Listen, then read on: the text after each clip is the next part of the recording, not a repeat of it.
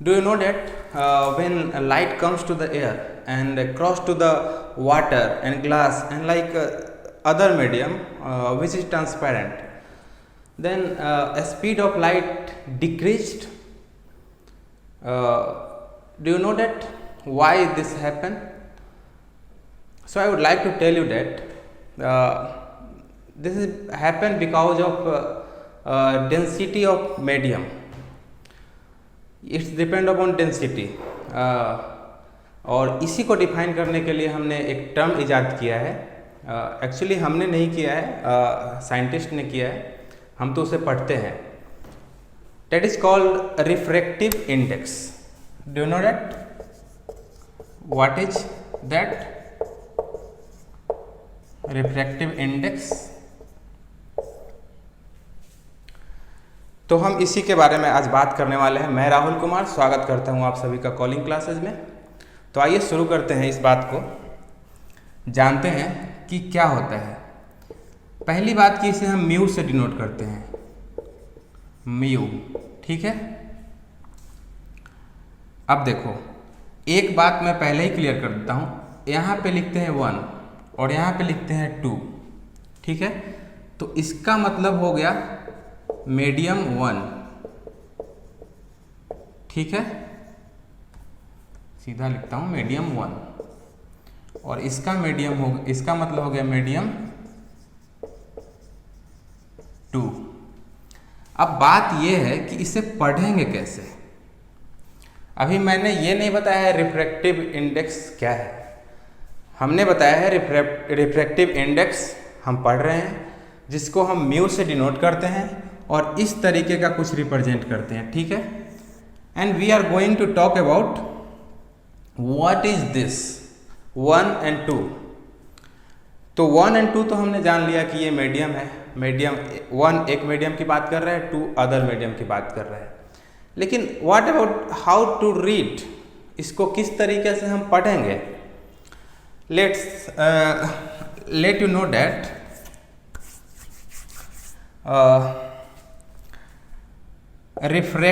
Refractive index, इसको हम simply RI से लिख रहे हैं, ठीक है, of medium 2 with respect to, WRTO को शॉर्ट में हम लिखते हैं विथ रिस्पेक्ट टू। आप लोग भी जान लीजिएगा, क्योंकि बहुत सारे स्टूडेंट ऐसे होंगे जो अभी हिंदी मीडियम से इंग्लिश मीडियम में शिफ्ट किए होंगे, तो ये छोटी छोटी टर्म्स आते रहेंगी तो कन्फ्यूजन होगा। ये हम ही नहीं, सब लोग यूज करते हैं। तो मैं सोच रहा हूँ कि इससे अच्छा मौका नहीं होगा आपको बताने का, तो इसको विथ रिस्पेक्ट टू पढ़ते हैं, WRTO लिखते हैं, ठीक है, विथ रिस्पेक्ट टू मीडियम 1, ठीक है। इस तरीके से पढ़ेंगे हम। किसकी बात, इसका मतलब क्या हुआ, ये तो जान लिया हमने कि refractive index of medium 2 with respect to 1।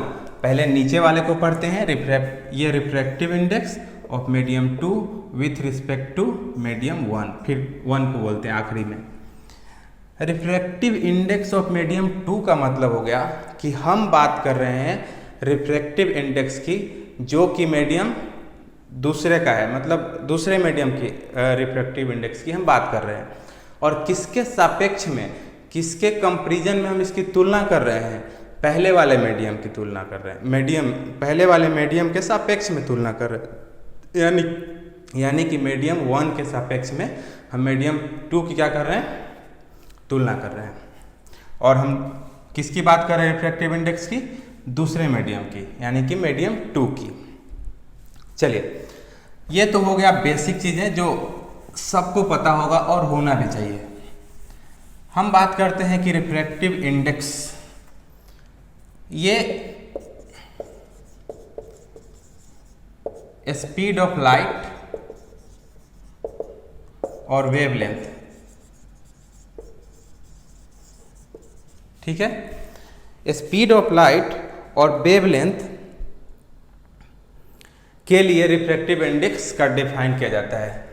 किसके लिए डिफाइन किया जाता है? डिफाइन किया जाता है रिफ्रैक्टिव इंडेक्स को स्पीड ऑफ लाइट के लिए, और उसी लाइट का वेवलेंथ होता है उसके वेवलेंथ के लिए। तो हम बात कर रहे हैं पहले बात करते हैं स्पीड ऑफ लाइट के लिए। रिफ्रैक्टिव इंडेक्स किसके लिए? स्पीड ऑफ लाइट के लिए। Refractive index for speed of light. तो हमने तो ये जान लिया कि म्यू से इसको डिनोट करते हैं, ठीक है।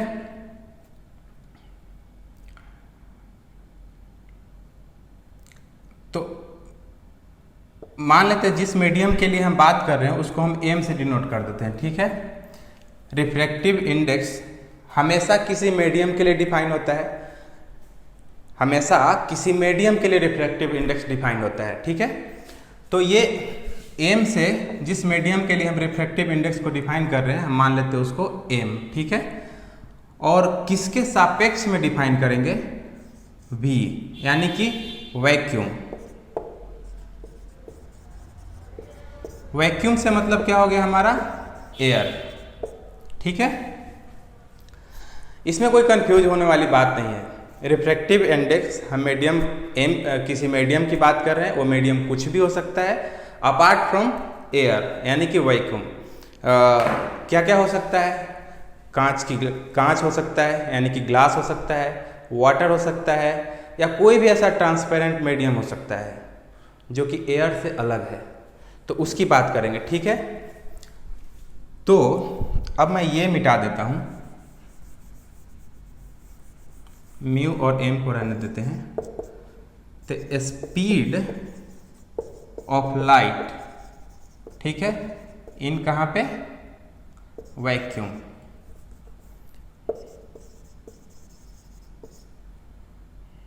ठीक है, upon speed of light in medium. ये वो मीडियम है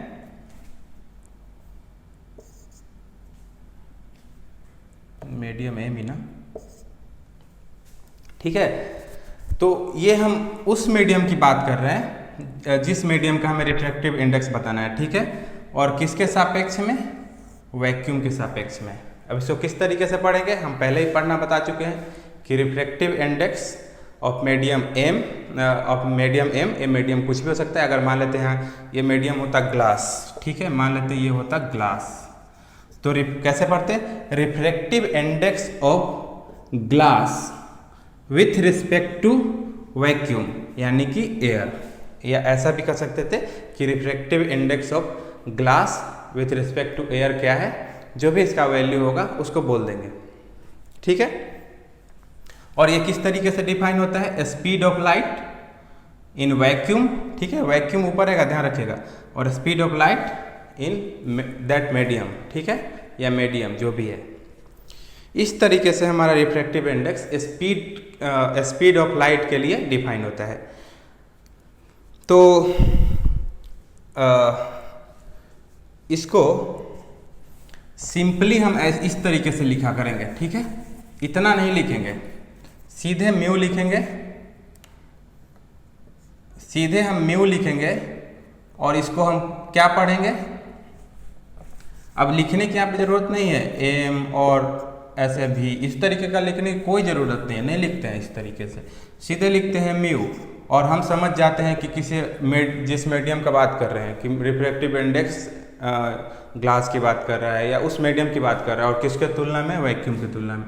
तो वैक्यूम में स्पीड, लाइट की स्पीड क्या होती है? c होती है। वैक्यूम में ये स्पीड ऑफ लाइट क्या होता है?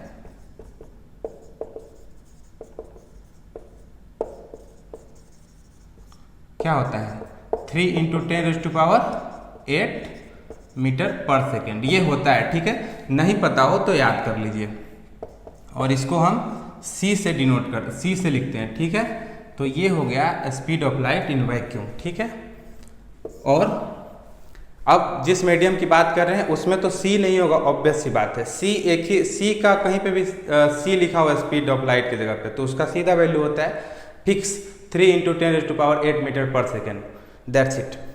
अब जिस मीडियम की बात कर रहा है उस मीडियम में स्पीड, लाइट की स्पीड क्या होगी? c तो नहीं होगी, तो उसको v से लिखेंगे, ठीक है। और ये हमेशा v जो होगा सी से क्या होगा, ये डिपेंड करता है किस तरीके का मीडियम में जा रहा है, ठीक है। उस मीडियम, जिस मीडियम में जा रहा है उसका डेंसिटी क्या है, ये पहले हम बता चुके हैं और ये कोई बड़ी बात नहीं है। तो ये हो गया हमारा स्पीड ऑफ लाइट। अब आपके दिमाग में ये सवाल आ सकता है कि एसआई यूनिट का क्या होता है, एसआई यूनिट क्या होगा।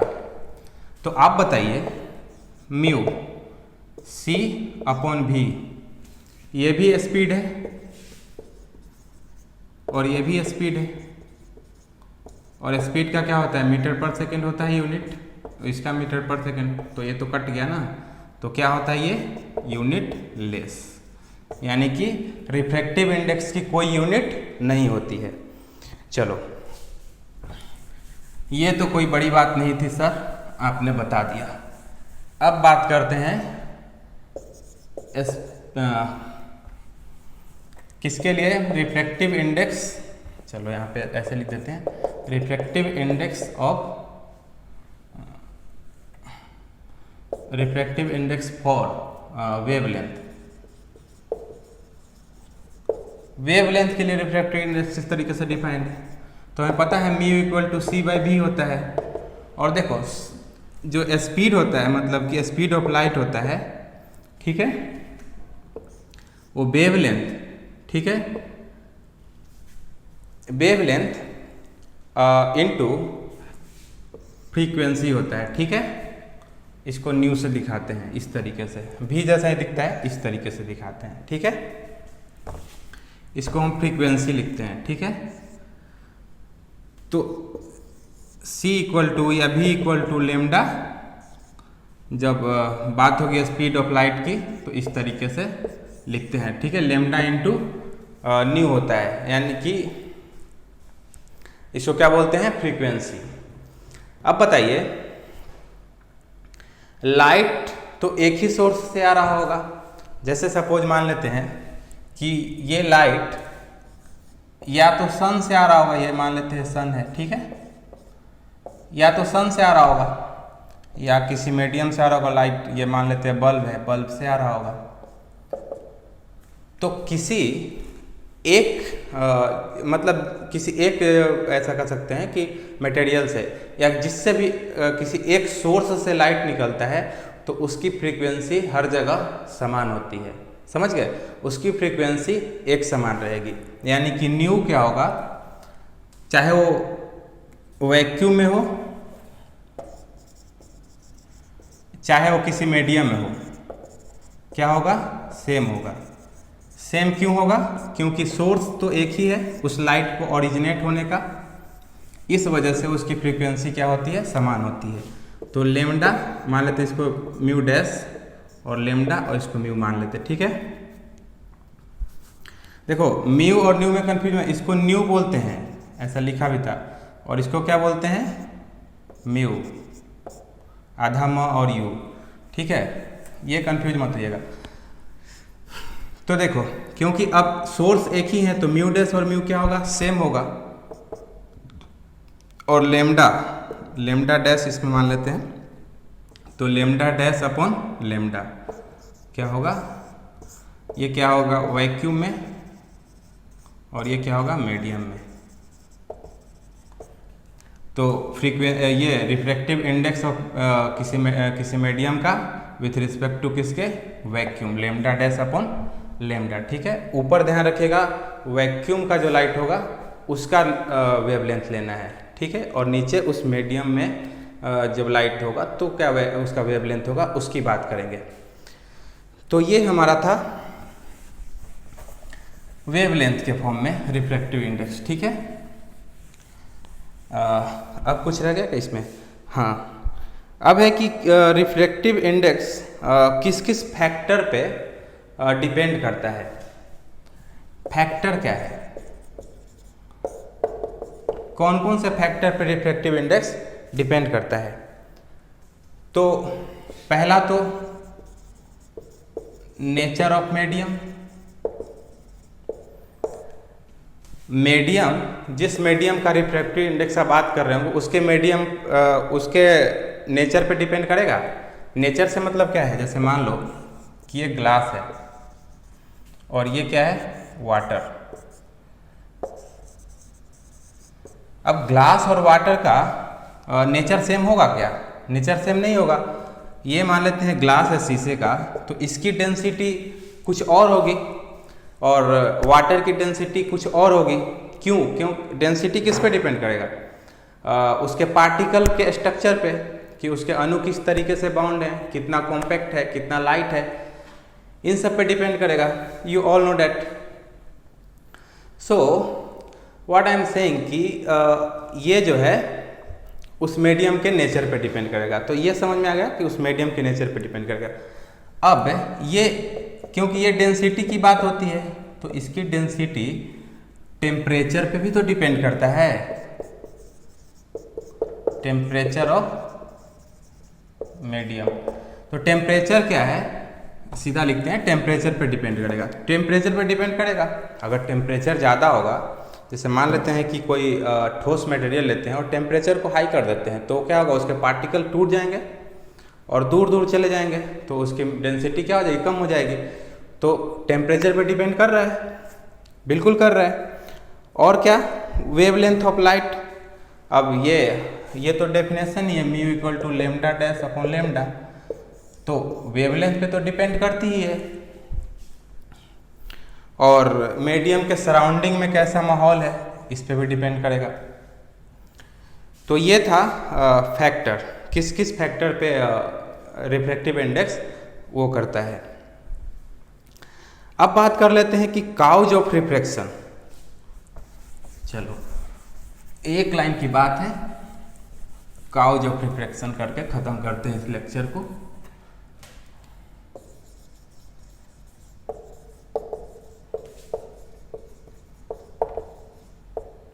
काउज ऑफ रिफ्रैक्शन, ठीक है। तो रिफ्रैक्शन का काउज क्या क्या हो सकता है? सबसे पहली चीज कि लाइट जो है, जो ट्रेवल कर रही होगी, वो उसका स्पीड में कुछ वेरिएशन होगा। स्पीड के कारण, स्पीड में वेरिएशन होगा, जिसके कारण उसका लाइट का जो लाइट रे है उसका डिफ्लेक्शन होगा। क्या कहना चाह रहा हूँ, जैसे देखिए, स्पीड पे के कारण ये रिफ्लेक्शन वो होगा, इसका कुछ कारण बनेगा। जैसे देख लीजिए कि जैसे मान लेते हैं ये मीडियम 2 है और ये मीडियम 1 है। अब देखिए, इसमें मान लेते हैं कि स्पीड लाइट की v1 है और यहाँ पे लाइट की स्पीड क्या है, v2 है। अब अगर v1 v2 से ज़्यादा हो, v1 v2 से ज़्यादा होता है, तो क्या होगा? हमें पता है कि म्यू इक्वल टू क्या होता है, v1 अपॉन v2, ठीक है। अब बताओ, इसका डेंसिटी इसके डेंसिटी से, इसका डेंसिटी v2 का डेंसिटी मतलब मीडियम 2 का डेंसिटी अगर v1 ज़्यादा है और v2 कम है, तो डेंसिटी क्या हो जाएगा, v1 ज़्यादा है और v2 कम है, तो डेंसिटी यानी कि म्यू क्या हो जाएगा, डेंसिटी हो जाएगा ज़्यादा। और डेंसिटी जब ज़्यादा होता है तो क्या होता है, लाइट जो है, ये लाइट का ये जो रिफ्लेक्टिव रे होगा वो क्या हो जाएगा, नॉर्मल एक्सिस की तरफ बेंड हो जाएगा। तो ये स्पीड के कारण हुआ, तो ये काउज हुआ। काउज क्या हुआ, रिफ्लेक्शन का एक स्पीड हो गया। और अगर मान लेते हैं कि v2 ज़्यादा होता v1 से, तो क्या होता, मतलब वो डेंसर से लाइटर में आता, तो क्या होता, नॉर्मल एक्सिस से दूर चला जाता। तो ये काउज हुआ, स्पीड। तो ये चीज़ें, ये कुछ बात था। काउज क्या था, स्पीड क्या था, एक फैक्टर था जो कि रिफ्रैक्शन को क्या करता है, रिफ्रैक्शन पे असर डालता है, रिफ्रैक्शन को इफ़ेक्ट करता है। तो ठीक है, अब मिलते हैं अगले लेक्चर में, अगले वीडियो में। तब तक के लिए ध्यान रखिए अपना। Thank you.